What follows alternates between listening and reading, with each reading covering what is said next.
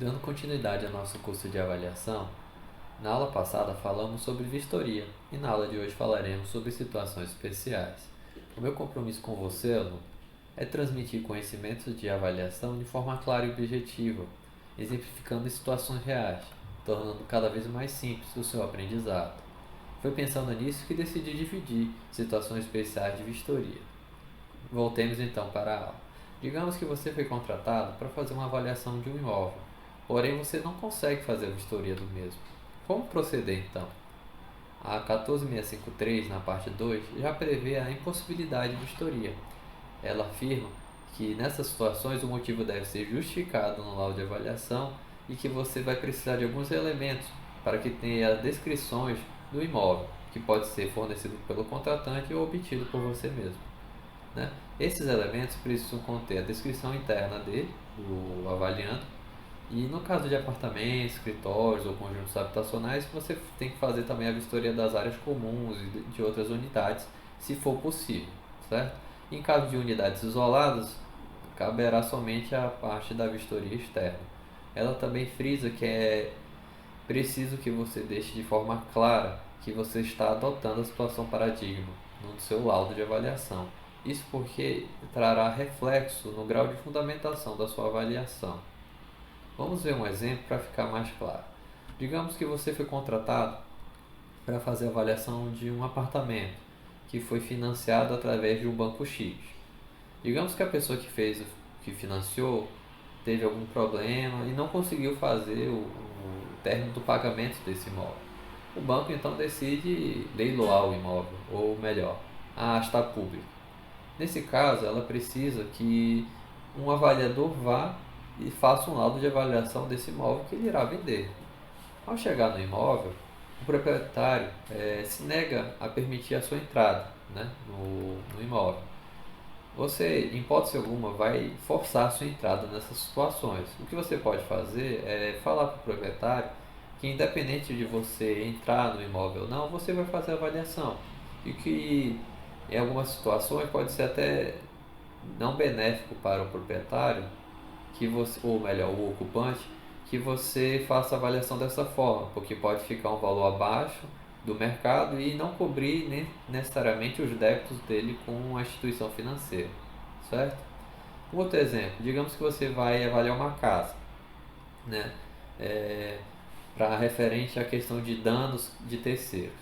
O contratante afirma que o vizinho dele construía uma edificação irregular, já no terceiro andar, teve um sinistro durante a construção e uma parede de alvenaria caiu sobre a casa do contratante, danificando o telhado, laje, viga, pilar, de tal sorte que se tornou perigoso você fazer essa vistoria.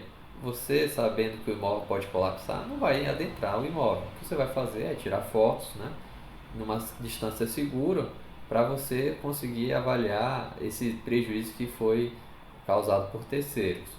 Para finalizar essa etapa de situação paradigma, vamos falar mais um exemplo. Digamos que você seja um servidor público e foi contratado para fazer a avaliação de uma gleba que foi ocupada por um movimento social, né? O termo invadido não deve ser utilizado. Porém, os ocupantes da gleba se negam a permitir a sua entrada nessa gleba, com medo, com receio que ao adentrar o engenheiro vai continuar um processo de reintegração de posse, né?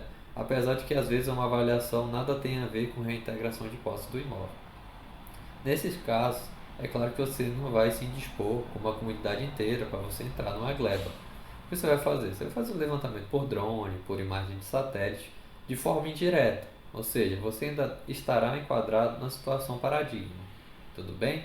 Vamos falar de outra situação especial, que é a vistoria por amostragem. Ela se dá quando você tem unidades autônomas padronizadas.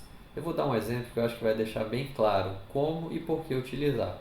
Digamos que você seja um militar e a sua missão seja fazer a avaliação de uma vila, né? E dentro dessa vila possui 50 PNRs. PNR é Próprio Nacional Residencial, que é uma terminologia que nós usamos para imóveis funcionais federais. E para isso lhe foi dado o prazo de 2 semanas. E aí você pensa, poxa professor, 2 semanas para fazer vistoria em 50 imóveis fazer 50 relatórios fotográficos, fazer inferência estatística. Será mesmo que não tem um jeito mais fácil de fazer isso? E tem. A norma já permite fazer vistoria por amostragem.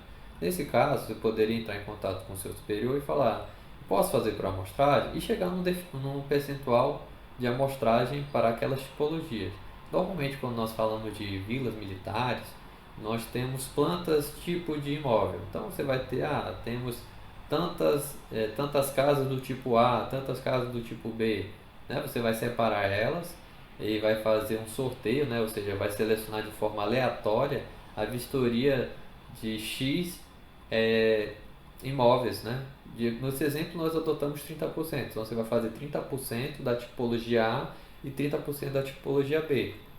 Nessa vistoria você vai verificar padrão de acabamento, você vai verificar como está a conservação, o estado de conservação desse imóvel, e então você vai gerar uma inferência estatística que você vai aplicar para os demais imóveis daquela tipologia, né?